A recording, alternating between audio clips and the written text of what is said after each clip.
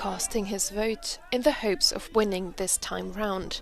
Ugandan opposition leader and presidential candidate Bobi Wine voted in the presidential election on Thursday. He went to the ballot box together with his wife, surrounded by police and support. On the surface, Uganda's election looks orderly, but beneath that calm is a tension you can feel before anyone explains it. Soldiers appear where election posters once dominated. Phones work, then don't. People speak, then pause. Nothing is officially wrong, yet everything feels tightly managed. This is not the kind of tension that comes from violence already unfolding. It comes from anticipation, from a state preparing for outcomes it does not fully trust. After nearly 4 decades under one leader, an election stops being a routine democratic exercise and becomes a test of something deeper, whether power can still change hands without force, fear, or intervention. Uganda's vote is not just about who wins. It is about what elections mean when authority feels permanent, when uncertainty is treated as a threat, and when citizens are asked to participate under watchful eyes rather than open trust. So, what is the state preparing for? Let's find out.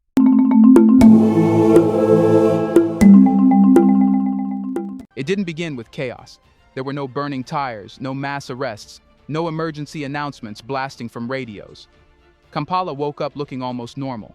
Shops opened, traffic moved, people went to work, and yet something in the air felt tightened, like a room where the windows had been shut quietly overnight.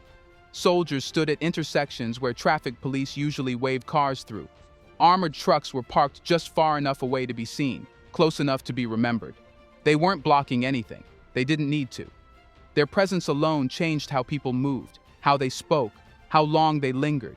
Phones worked, but not properly. Messages stalled. Videos took longer to load. Group chats went quiet, not because people had nothing to say, but because no one was sure who was listening or who could still hear. Nobody needed a government statement to understand that this election was being handled differently. The calm itself felt rehearsed. That's what made it unsettling. Elections are supposed to feel noisy. Arguments spill into the streets, radios buzz with debates, and opinions clash loudly and openly. This one felt muted, not because people were indifferent, but because they were cautious. When caution spreads faster than excitement, it usually means power is nearby. Uganda has voted before under tension. But this time, the tension wasn't coming from confrontation. It was coming from restraint. The state wasn't reacting to disorder. It was positioning itself ahead of possibility. That distinction matters. When governments prepare for violence, they respond. When they prepare for uncertainty, they preempt. And uncertainty is exactly what long rule struggles with. After nearly 40 years of the same leadership, elections stop being routine.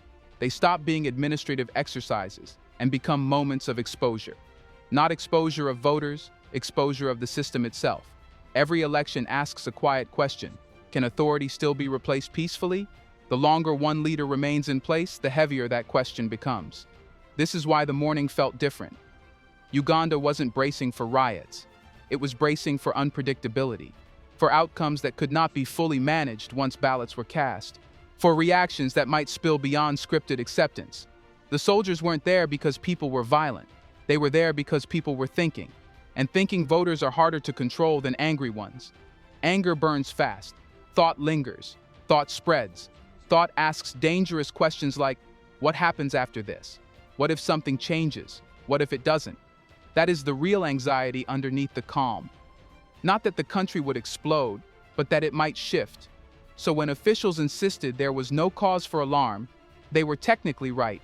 There was no emergency, no breakdown, no visible threat. What there was instead was preparation. Preparation for the one thing power fears most, a moment it cannot fully predict. And that raises the real question this election forces Uganda to confront. What exactly was the state preparing for if nothing had gone wrong yet? It was preparing for uncertainty. Not chaos, not riots, not a breakdown of order, but the simple, unsettling possibility that the outcome might not move exactly as planned. For governments that have ruled for decades, uncertainty is more threatening than open rebellion. Rebellions can be crushed, negotiated, or blamed on enemies. Uncertainty is harder. It slips through systems. It forces decisions. It exposes limits. That is why the response came before anything happened. The state wasn't reacting. It was positioning. Soldiers were deployed not because violence had already erupted, but because the margin for surprise had narrowed. When leadership has been uninterrupted for generations, elections stop being about persuasion and start being about risk management. The question is no longer, how do we win? But what do we do if control weakens?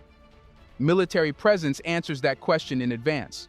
Armored vehicles do more than deter unrest. They redefine the environment. They turn civic space into monitored space.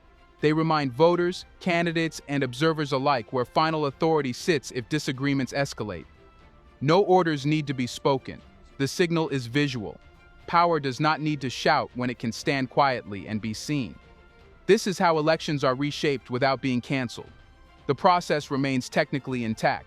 Ballots are printed, polling stations open, observers are invited, but the psychological conditions are altered. People adjust their behavior automatically. They avoid confrontation. They measure words. They lower expectations. That self-regulation is more effective than force because it feels voluntary. What's crucial here is that the deployment was not targeted at any specific incident. There was no single flashpoint to justify it. Instead, it was broad, preemptive, and symbolic. That tells you the concern wasn't a particular protest or rally. It was the atmosphere itself. The long rule creates this problem. The longer power remains unchanged, the more fragile transitions become. Each election carries more weight than the last, not because opposition grows stronger, but because replacement grows less imaginable. At that point, even winning becomes risky. Victory no longer reassures. It provokes questions about legitimacy, succession, and endurance. So the state acts early. It tightens the space, it narrows margins, it ensures that whatever happens unfolds within boundaries it has already drawn. But force has limits. Soldiers can control streets, buildings, and crowds. They cannot control narratives, perception, or simultaneous awareness. They cannot stop people from comparing notes, sharing evidence, or reacting together in real time. In the modern political environment, that collective visibility is often more powerful than physical presence. And that is where the state's strategy had to go further. Because while soldiers manage bodies, something else manages minds. If force could secure the streets, why did the state also feel the need to silence the networks connecting people? Because streets can be controlled with uniforms, but movements are built through connection. The real danger to long-entrenched power is not people protesting individually. It is people reacting together. Phones make that possible. They turn scattered frustration into shared awareness. They allow a video in one neighborhood to change behavior in another. They compress time. They remove the delay. They make it impossible for the authority to manage events in one location at a time. That is why the internet went dark. Not because misinformation suddenly became intolerable, and not because violence was imminent, but because synchronization was. When people can see the same thing at the same moment, they respond as a collective rather than as isolated individuals. That is when control becomes difficult. So the state didn't try to silence everyone completely. It did something more effective. It fragmented them. Messages stalled. Videos failed to load. Group chats lost momentum. Information still existed, but it could not travel fast enough to create a shared reaction. Each person experienced events alone. Confusion replaced coordination. Uncertainty replaced momentum. The state did not need to dominate the narrative. It only needed to slow it. This is modern control, not loud censorship, but quiet disconnection. Crucially, the shutdown was timed. It did not come months before the election, when it might provoke backlash. It arrived at the precise moment when visibility mattered most, just before votes were cast and results would begin circulating. That timing reveals intent. The goal wasn't long-term silence. It was temporary blindness, and blindness creates hesitation. When people don't know what others are seeing or doing, they wait. They hesitate. They doubt their own perception. That pause is enough. Elections move quickly. Momentum is fragile. Break it once, and the moment passes. But this tactic doesn't affect everyone equally. Older voters rely more on traditional structures, radios, local networks, and established parties. Younger voters live in real time. Their politics are visual, immediate, horizontal. They document, they share, they react. Cutting the internet doesn't inconvenience them, it disarms them. That's why this move hit hardest among the young. Not because they are reckless or violent, but because they are networked. They don't wait for permission to speak. They don't rely on intermediaries. Their power comes from visibility, not hierarchy. And visibility is exactly what was taken away. This is the part often missed in official explanations. The shutdown wasn't about preventing lies. Lies exist with or without the internet. It was about preventing simultaneity, the ability for many people to realize at once that they are not alone in what they're seeing or feeling. Once that realization is delayed, control becomes easier. But this raises a deeper issue. If a state feels threatened by its young people communicating freely, then the problem is not technology. It's the relationship between generations. Why has an entire generation come to be seen as a risk rather than a constituency? Let's pause for a second to say big thank you to the Black Culture Diary community, where Black voices, stories, and legacies are preserved and amplified. By becoming a member, you're not just supporting the channel, you're becoming part of a powerful cultural movement. Let's continue. Because the system was built to endure, not to evolve. Uganda's political order was designed in a moment of survival, after war, instability, and collapse, when continuity felt like salvation. But systems born in crisis often struggle when the crisis ends. They know how to hold power, not how to hand it over. And over time, that inability hardens into a habit. The generation now coming of age was never part of the original political bargain. They didn't live through the chaos that justified the long rule. They didn't experience the fear that made stability feel priceless. They inherited the outcome without inheriting the context. To them, permanence looks less like protection and more like exclusion. This is where the disconnect begins. Leadership still speaks in the language of preservation, defending gains, safeguarding achievements, and maintaining order. Young people hear something else entirely. Delay. Delay in jobs. Delay in representation. Delay in voice. Delay in the simple experience of seeing power change hands without trauma. What older leaders describe as patience, younger citizens experience as being stuck. And systems rarely respond well to being outgrown. Rather than adapting to new expectations, long-standing power structures often reinterpret generational pressure as disobedience. Demands become threats. Questions become insults. Criticism becomes evidence of foreign influence or immaturity. Youth is not treated as a demographic to be represented, but as a force to be managed. That's why challengers who speak plainly resonate so deeply, not because they offer detailed policy blueprints, but because they validate lived reality. They acknowledge frustration without dressing it up in historical gratitude. They speak in the present tense. That alone is enough to unsettle a system built on past legitimacy. The problem for leadership is not that young people are radical. It's that they are impatient with narratives that no longer explain their lives. They don't want to dismantle the state. They want it to make room. But the room requires movement, and movement requires power to loosen its grip. Instead, the grip tightens. This is why elections become tense rather than energizing. Why criticism is policed rather than debated. Why loyalty is rewarded more visibly than competence. The system is trying to freeze time, to keep authority aligned with a generation that understands it, even as the population shifts beneath it. But demographics don't negotiate. Every year, the proportion of citizens with no memory of the political transition grows.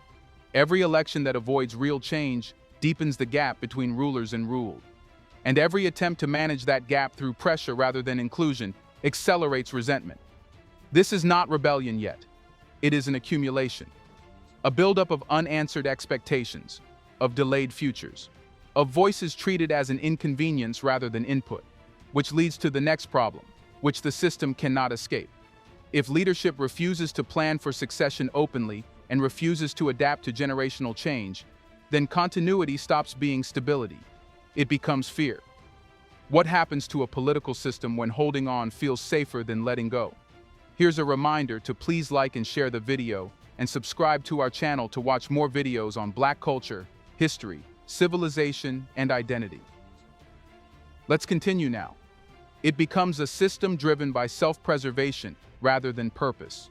Once holding on feels safer than letting go, power stops asking what comes next and starts asking what must be prevented. This is the moment when leadership no longer governs toward a future, but guards against it. Every decision is filtered through one question. Does this increase risk or reduce it? That shift changes everything. Succession becomes dangerous to discuss because it implies an end. Institutions stop preparing new leaders and start shielding old ones. Rules are interpreted more strictly for opponents and more loosely for allies. Loyalty quietly replaces legitimacy as the currency of survival. Not because leaders are irrational, but because long tenure turns political exit into personal uncertainty. At this stage, elections lose their original function. They are no longer mechanisms for renewal. They become tests of endurance, proof that the system can survive another cycle without breaking. Victory is less about mandate and more about relief that nothing slipped. This is why language hardens. Talk of reform sounds risky. Talk of continuity sounds responsible. Even neutral demands, transparency, fairness, and restraint begin to feel threatening, not because they are extreme, but because they introduce variables. And variables are what long-entrenched systems fear most. What's important here is that this fear is rarely spoken aloud. It doesn't announce itself. It shows up in patterns: tighter security, narrower tolerance, faster crackdowns, slower reforms. The state doesn't say it is afraid to let go. It behaves that way. And citizens notice. They sense that power is no longer confident enough to trust the process. That institutions exist to protect outcomes rather than facilitate choice. That participation is encouraged, but only within limits that don't challenge the core structure. This is when people stop expecting responsiveness. They stop believing appeals will work. They adjust their behavior not out of loyalty, but out of calculation. Voting becomes cautious. Speech becomes coded. Hope becomes private. And that psychological shift is profound. Because once people believe a system will not change voluntarily, they begin to reinterpret every action through that lens. Promises feel temporary. Reforms feel cosmetic. Engagement feels one-sided. The relationship between state and citizen turns transactional rather than participatory. That doesn't produce immediate upheaval. It produces distance. Distance between leaders and reality. Distance between institutions and trust. Distance between participation and belief. Everything continues to function, but meaning drains away. The system still stands, but it stands on compliance rather than consent. And compliance is brittle. It holds until it doesn't. Which brings the story to its most dangerous phase. Not anger, not protest, but resignation. Because when people stop believing change is possible through the system, they don't always rebel. Sometimes they simply record the moment. So, what does voting become when people no longer believe it can change anything? It becomes an act of witnessing rather than deciding. People still show up, still line up, still mark ballots, but not because they expect a different outcome. They do it so the moment exists on record, so they can say they were present when it mattered, so they can point back later and say, this is when we tried to change things the proper way. That shift is subtle, and that's what makes it dangerous. When voting becomes symbolic, it no longer carries hope, it carries memory. Citizens participate not to shape the future, but to preserve evidence of their attempt. The ballot stops being a tool of power and becomes a receipt. Proof that responsibility was fulfilled, even if belief was not. This is where systems often misread silence. Low outrage is interpreted as acceptance. Calm streets are read as stability. But underneath that quiet is disengagement. People stop arguing because arguing assumes someone is listening. They stop organizing because organizing assumes outcomes are movable. What remains is a kind of emotional withdrawal, participation without expectation. History shows this is not a stable condition. Societies can live with disappointment. They can even live with unfairness for long stretches of time. What they cannot live with indefinitely is the belief that nothing they do matters. Once that belief takes hold, pressure doesn't disappear. It changes form. It goes underground, it waits, it looks for other channels. That is why elections like this matter far beyond their immediate result. They reveal how much trust remains in peaceful change, how much patience still exists, how much distance has grown between institutions and the people they claim to represent. When citizens vote without believing, the system may survive the election, but it loses something harder to replace: legitimacy. Not the kind declared by courts or announced by commissions, but the kind that lives quietly in people's minds.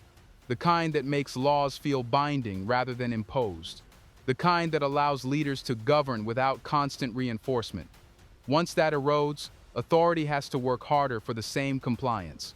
Security becomes permanent, control becomes normalized, and every future election requires more management than the last. Uganda's election, then, is not a conclusion. It is a measurement of trust, of patience. How much longer citizens are willing to hold a belief even when the belief is fading? The danger is not that people will explode tomorrow. The danger is that they will stop investing emotionally altogether. Because when participation turns into documentation, the system is no longer renewing itself. It is merely surviving. And survival without renewal has a clock. So, if power never shows that it can step aside willingly, how long can people keep pretending that their choice still matters? Let us know in the comments section. Are you hoping for any change this time? Do you want to watch more videos like this one? If so, subscribe to our channel and press the bell icon next to it. We have decided to bring videos on something nobody talks about: the Black culture, civilization, history, and evidence about how glorious Blacks have been. Thanks for watching, and until the next video, stay tuned.